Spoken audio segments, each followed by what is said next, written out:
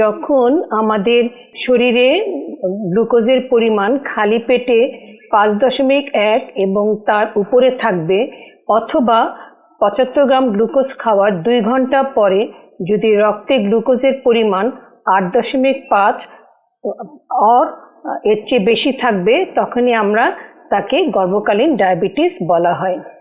এখন প্রশ্ন হচ্ছে যে আমরা গর্ভকালীন ডায়াবেটিস এই যে শনাক্তকরণ করছি বা তাকে নিয়ন্ত্রণ করছি, কেন করছি?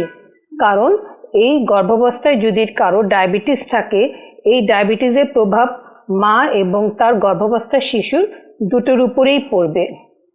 এখন বলা যাক যে তাহলে আমরা ব্লাড সুগার কততে রাখবো গর্ভকালীন অবস্থায়। আমরা বিভিন্ন চিকিৎসার মাধ্যমে প্রথমত যখন ডায়াবেটিস শনাক্তকরণ হলো, আমরা প্রথমে খাদ্যাভ্যাস দিই, ব্যায়াম দেওয়া হয় এবং কিছু চিকিৎসা ইনসুলিন বা মুখে খাওয়ার ওষুধ দিয়ে ডায়াবেটিস নিয়ন্ত্রণ করতে চাই।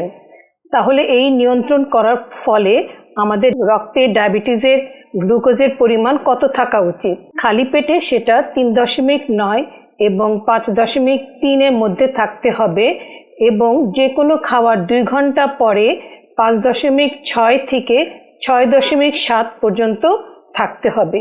যদি আমরা চিকিৎসার মাধ্যমে ব্লাড গ্লুকোজ লেভেল এই লেভেলে রাখতে পারি, তখনই আমরা বলবো যে গর্ভকালীন অবস্থার ডায়াবেটিস তার নিয়ন্ত্রণে আছে।